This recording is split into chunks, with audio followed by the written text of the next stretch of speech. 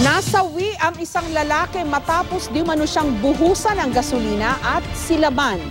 Buhay pa siya nung nakita sa isang bangketa kaninang alas 5 ng madaling araw pero inabot pa raw ng 5 oras bago siya nadala sa ospital. May exclusive report si Maki Pulido.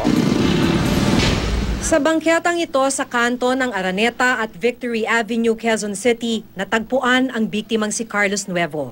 Sunog ang maraming bahagi ng kanyang katawan. Binuhusan daw po ng gasolina eh. Tapos doon na sinindahan. Ibinalita lang ito ng mga taga-barangay Tatalon sa anak ng biktimang si Charlie. Ang PNP Station 11 walang alam tungkol sa kaso. Hindi raw nila ito iniimbestigahan dahil hindi inireport sa kanila. Kagabi pa raw hindi umuwi ang biktima, sabi ng kanyang anak.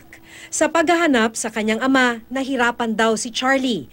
Ang sabi raw ng MMDA Rescue, dadalhin nila ang biktima sa Philippine General Hospital kung saan may burn unit. Kaya napasugod si Charlie sa PGH. Doon nga sa PGH, pumunta kami ron kanina lang. Mga 10, andun na kami. Tapos nagtanong-tanong kami ron sa mga gwardiya. Wala naman po daw dinala na nasunog na pasyente ron.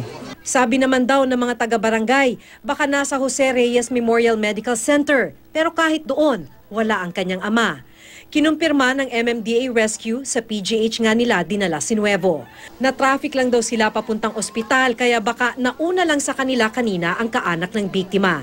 Bandang alas 5 ng madaling araw natagpuan ng biktima sa bangketa, alas 10 na ng umaga nakarating si Charlie sa PGH. Bumalik ng PGH si Charlie. Matapos ang ilang oras na paghahanap, natagpuan ni Charlie ang ama, pero patay na pagdating niya ng ospital.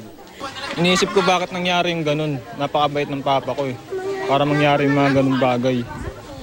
Maki Pulido, GMA News.